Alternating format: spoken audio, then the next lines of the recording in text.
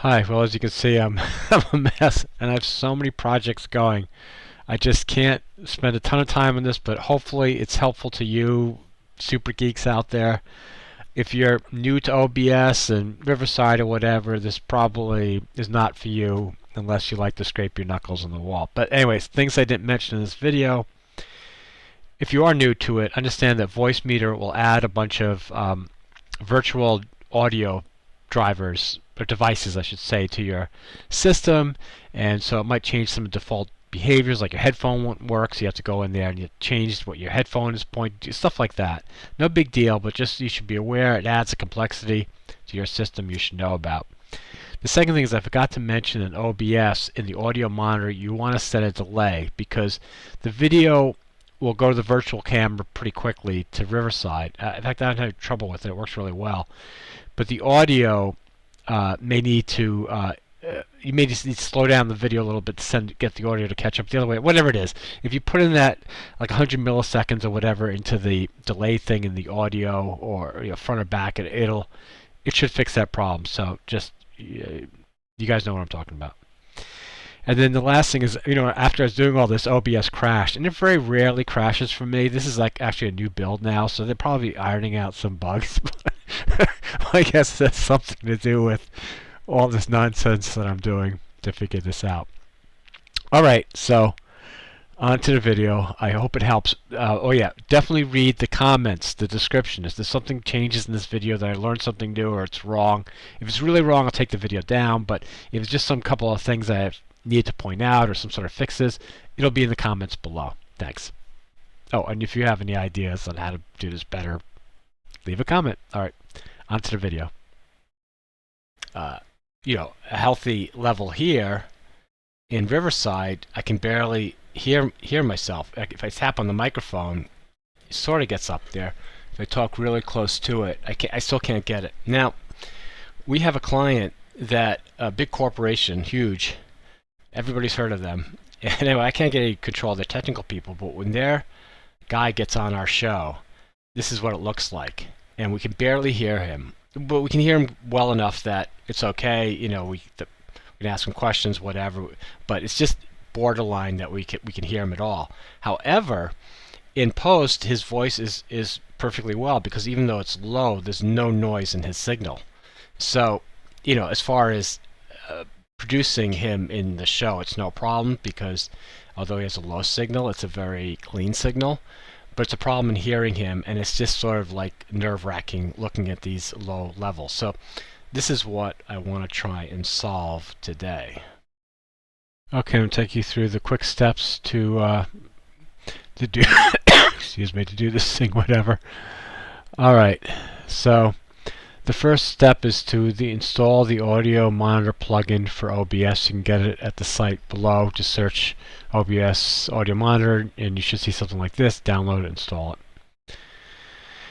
Install. After you've done that, then you want to install the VB audio software. VoiceMeeter is there. It's the one I'm using. It's just a very stripped down version, but if you think you're going to want to do EQ and more complicated things, get Banana or Potato. You can always get them later on. Anyway, this is a site that you get this stuff from. And then now in your OBS microphone source, you can add a filter called Audio Monitor, and you can set the device to VoiceMeeter input or VB Audio VoiceMeeter VIO. And that choice will be there once you install the audio monitor. So here we see Audio Monitor has been added as a filter to one of my microphones, and in that audio monitor, I've set the device to VoiceMeeter. So basically what this is saying is, hey, OBS, while you're sending audio to your stream or to recording or whatever, also send the audio output to VoiceMeeter's input, which it will trap, and then you can do stuff to it and send it onward. So that's what you're doing here.